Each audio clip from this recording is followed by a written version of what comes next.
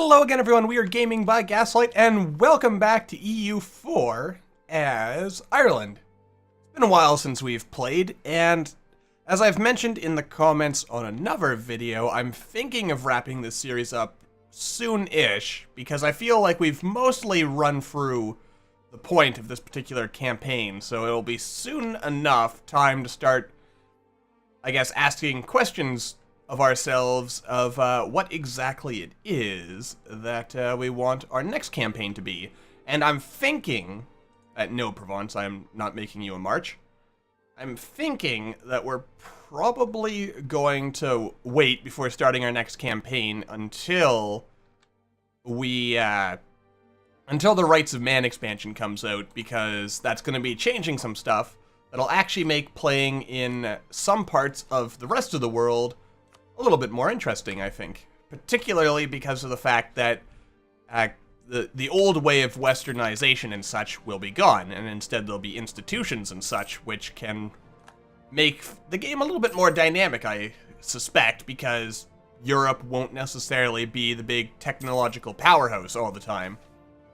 I wonder if that means they're going to also change the way that tech group units work, because Western units end up, by the end of the game, being much better than, say, Chinese units, which kind of end up apparently falling way behind, which may or may not have been I suppose that's supposed to help represent the fact that when Europe came into India and Asia and such, they kind of took over the place for a while.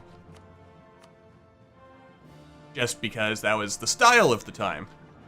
But yeah, it'll be interesting to see how that plays out. I'm assuming that's not changing, but the old westernization thing won't be there. So if you're playing as someone in the rest of the world, and you're industrious enough, you can actually avoid the tech penalties that would otherwise cripple you in the fashion that, well, I guess the game's been running with pretty much since the original Europa Universalis. So that should be interesting. What's this?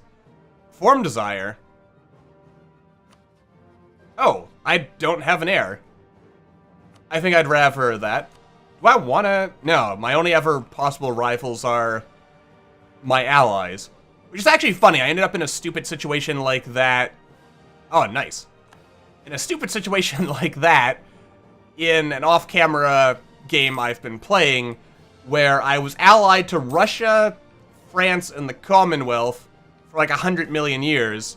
But then those guys were my only possible rivals, and the game's like, well, you don't have enough rivals, so we're gonna punish you repeatedly until, you know, you actually do what we tell you to do. And I was very sad, because I eventually had to rifle my own friends. Let's see, convert Sakoki to Catholic. Sure, why not? Well, we could actually do this instead. Yeah, we'll do this instead. We need 20 heavy ships, huh? How many heavy ships do we actually currently have? Where's our war fleet? There's our war fleet. It's over here. We have only 7. Alright, so we need 13 more. Wait, how much money are we making right now? That's the wrong screen to look at my money. I have a feeling I probably won't be able to afford this. So, you know what? I'll probably cancel that. And instead, let's look around and see what we can build that will be worth the most money. That's 58. That's probably going to be the most valuable thing we have. Wait, that's 73. That's far more valuable. Yeah, nothing else is more valuable than that. All right. Yeah, building those manufactories is really, really... Wait, Truce of the Netherlands. When did this happen? Next... We're not allies anymore. When did that happen? Why did that happen? Again, this is my fault for not paying attention. We are allied with you guys, the Habsburgs. Darn Habsburgs. Anyway, but yeah, so getting back to the topic, I've been thinking, since it was suggested to me in the comments a while back, that we would play over here in China for our next campaign. Specifically, I was thinking that we would play as one of the Manchurian tribes over here, and then we'd form Manchuria. Or no, what are they? They're called the Jurchen tribes? My pronunciation of this stuff is just awful. I can barely pronunciate. I can barely pronounce some English words, to be honest, so. Wow, we are really, in need of forgiveness. I probably should have checked to see exactly what kind of air that... Anyway, I'm getting off topic. The idea, basically, is that... Sure, why not? The idea is that, we start off as one of the tribes, form Manchuria, then form the King Dynasty, and... Yeah, we... Oh, that is awful. You are a terrible... Oh, God. Alright, yeah, I should be paying attention to this. Also because I like playing outside of Europe now and then, because Europe's fun, but the biggest problem I find whenever I'm playing as a European nation is, especially now that having a claim doesn't lower aggressive expansion, it is almost impossible to expand in Europe in any reasonable fashion. Well, at least in the beginning, which is part of Paradox's continued efforts to make actually expanding more difficult. Well, not just more difficult, but basically, I guess they want to slow down that sort of thing. But that doesn't stop people from still doing world conquests and stuff in ridiculously fast amount of time, so it's, yeah, it all works out. Now, who is it that's, dang, there was a guy here. I've been playing around a lot off camera with trying to get various, like, trying to form personal unions and whatnot. And when you're actually trying and paying attention to this, like these disputed successions and stuff, it is really, really awesome. Let's see here. You can get some really good stuff. You know what? Stability sounds pretty good to me. And I'm starting to get a better idea of exactly how... Who's in charge of the Pope right now? That's the wrong screen. Hungary. Well, at least they're our friend. But anyway, yeah, like, it's really awesome playing around, forming personal unions and stuff, and getting your dynasty on the throne of various countries. Awesome stuff. Though, it does make me feel that I would actually like it a lot. Yeah, what the heck. I'd actually like it a lot if there were some more mechanics to fiddle around with that so that you could expand diplomatically more rather than... Eh, why not?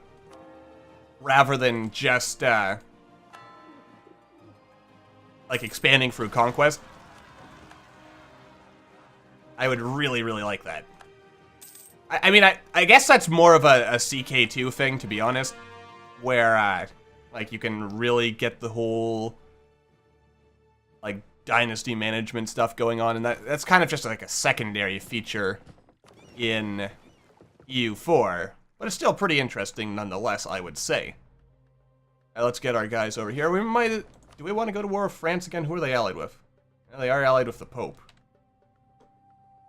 I don't know if we want to mess with the Pope right now. What is going on over here? Flemish separatists. Interesting. Oh yeah, they're our rival. What's going on over here with our... Right, Burgundy and France. I mean, we could. Oh, good. Pope confirms our legal right to colonial Eastern America.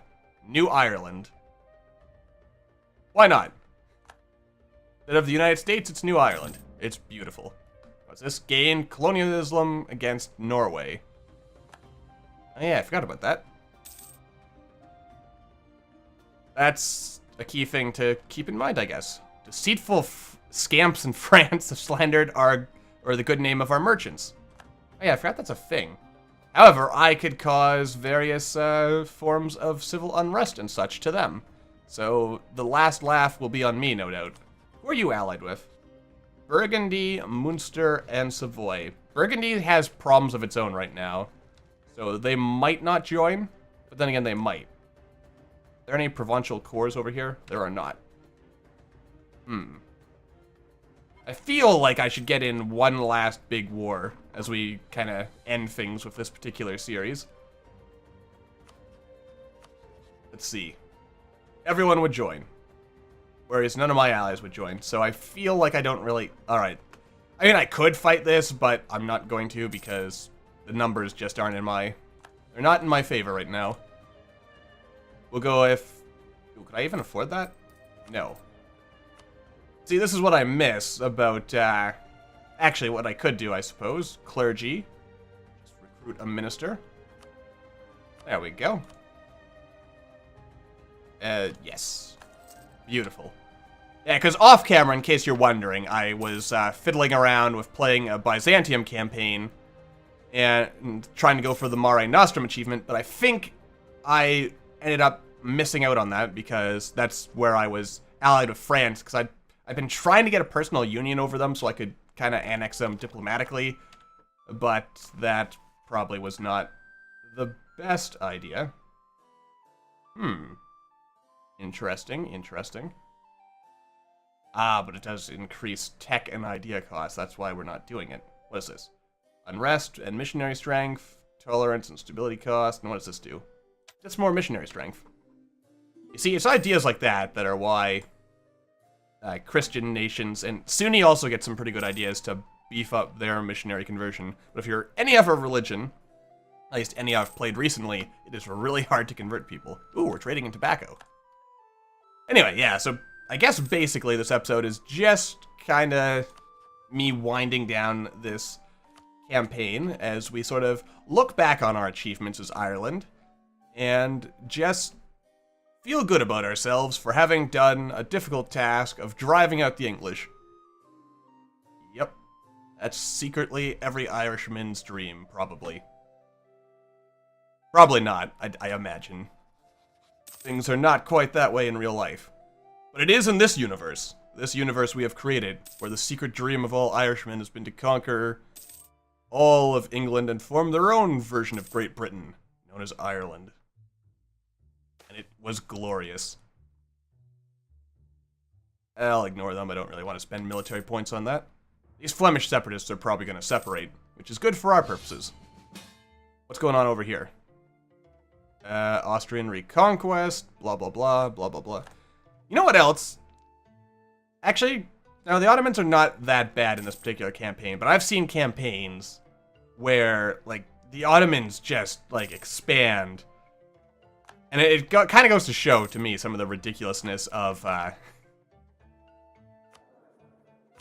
the way lucky nations and other such things work, because you end up in these weird situations where I don't actually really like either of these, but I'll go with this because I can. Like, the Ottomans can basically in one war eat all of this, and no one will join a coalition against them.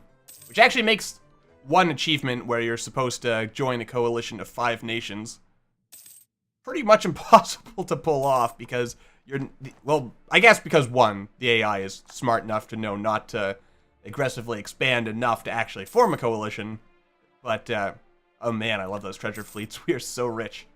It's beautiful, man. Anyway, yeah, just weirdness with that is what I'm saying, is that, of course, that is actually rather historical, because as I recall, in real life, all the way up until, I don't know, the 1800s, I think, the Ottomans were basically unstoppable, and they did kind of push, I think, all the way up, like, practically to the borders. In fact, I'm pretty sure they did invade Vienna, if I am not mistaken. I might be mistaken. I'm going to assume I'm mistaken until I'm told otherwise, but yeah. It was something like that. Not to mention, I mean, the game mechanics don't allow for an accurate representation of the... Actually, the Ottomans in this game have actually been pretty tame, comparatively.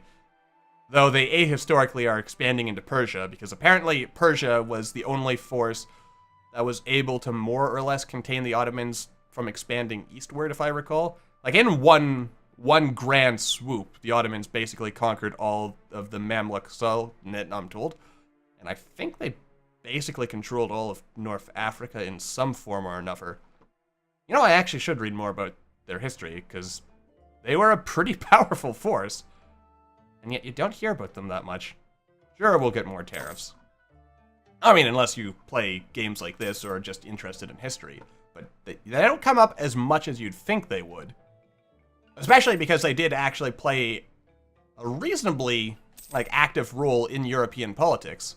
And there's also the fact that, for at least a period of time, some rulers of the Ottomans actually kind of treated themselves as actually the original ruler when you start the game, Mehmet II, I think. He apparently actually considered himself as like a legitimate successor to Rome, and actually was making plans to conquer the city of Rome before, but I guess he never really got the chance to do that. Too bad for him, really. What else do we want to do? Really, it's just me talking, like I said, and kind of waiting on our various colonies to finish growing. And they're not growing because I've forgotten that they're not actually doing anything. So that's embarrassing. Very, very embarrassing indeed. But we'll make do. We're eventually going to go to war with Norway, I think. Flatten it. Alright, that war is over. They gave us 4 favors. Holy cow, we're maxed out on... How did... Damn. Well, I guess that means the only logical thing to do is to find places where we have merchants, which is not many places, apparently, and just kind of crank up our production here. That was probably too much. Yeah, that was probably too much. Anyway, basically, we're going to be rich. It's all good. What's this? Nobility? Sure, why not? I mean, who needs prestige anyway? Ulm is no longer renting units. The Ottomans have announced Ireland as a rival. I feel like if I wanted to keep this series going, that would basically be where we want to wrap things up, is with a grand final assault trying to bring down the Ottomans. Now, what I feel we should do is try to form an alliance with Russia, because if we could convince them to come in, though I'll be honest, every game I've played for the last few patches, Russia basically is a glass cannon that falls apart basically at the first opportunity it has to fall apart. So I don't have that much faith in them actually doing anything. To be honest, they're basically just there to distract the enemy, or at least that's what they would be.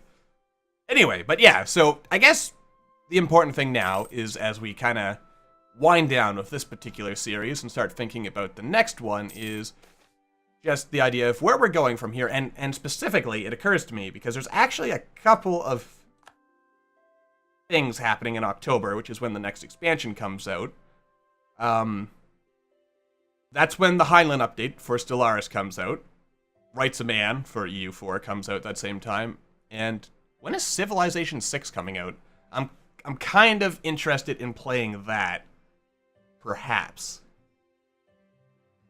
I'm not quite decided yet. It's been a while since I've played a Civ game. I'll just go with that, because why not? Anyway, yeah, so share your thoughts, let me know what you think. And in the meanwhile, though, I guess we'll wrap things up here. So I hope you've all enjoyed the series thus far. This is probably going to be the final episode, just because, like I said, we finished our actual objective for this campaign a while ago, and I'm kind of ready to wrap it up and move on to something else. And I don't know, I feel like I didn't do as grand a gesture as I probably could have and should have to wrap everything up, but overall, I am happy with how we've done things. Maybe I'll come back for one final grand war with the Ottomans. I don't know yet. We'll see. Because I don't think we're actually strong enough to take on the Ottomans. Let's actually look at that just for the sake of comparison, actually. Let's see.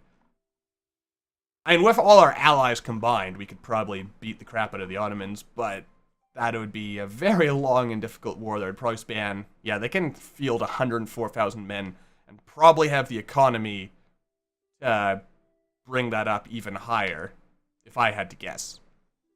So, yeah, fighting the Ottomans is probably not in our best interest. Anyway, yes, so instead of me rambling on, I'll wrap things up here. Let me know what your thoughts are on various things down in the comments below. And until the next time, I hope you all enjoyed. Thank you all for watching, and I will see you all in the next video.